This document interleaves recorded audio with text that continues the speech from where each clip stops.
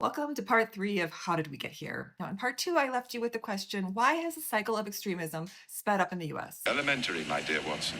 At least this is a classic example of what is called a misquotation or misinformation. In the original Sherlock Holmes books, this phrase was never actually said together. Harmless, but it's actually meaningful because it demonstrates something called the illusory truth effect, a cognitive bias where the more often we hear something, the more likely we are to believe it's true, even when we know it's false. And that misquote happened in 1929 when information traveled much slower. Well, today we're pinged 24/7 and it's no longer harmless. Disinformation is the number one problem in the world right now. And with virtually no major regulations on it, it becomes a gold mine for extremist movements. And I'm not talking about free speech or even hate speech here. Disinformation is different. Free speech is sharing your beliefs and opinions even when others disagree. Disinformation is an intentional false claim or story presented as fact to push an agenda or spread propaganda, creating chaos and harm. In simple terms, it's basically defamation against an idea, topic, or system instead of a person. It's weaponizing words, a narrative attack that the general public picks up on and then unintentionally spreads as misinformation. In 1996, the US passed the Telecommunications Act,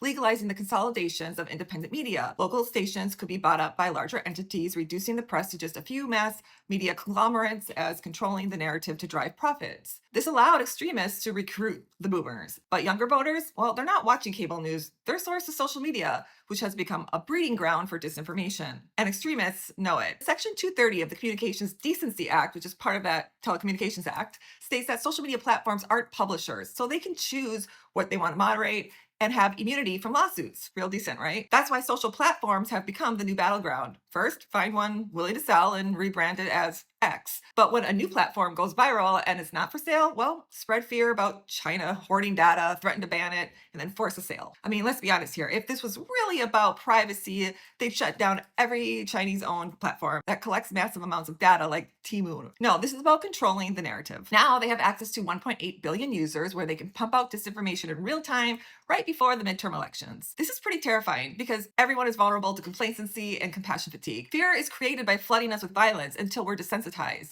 It becomes a coping mechanism. Instead of sparking outrage, it removes that hope that things will change. Take mass shootings. I mean, we don't say what happened anymore, we say which one. On top of that, even if we were to see something that would shock the masses, how many people would question whether or not it was even real or AI generated? Simply say fake news and a tragedy becomes a rumor. You see, when information is manipulated and controlled, it becomes the most powerful weapon. And as for those people that believe that the majority won't fall for the lies and are smart enough to not fall victim to extremist movements, well, over 40% of America supposedly has. How? It's part of what's made us so smart. So follow and stay tuned for part four. If you know what it is, feel free to drop it in the comments.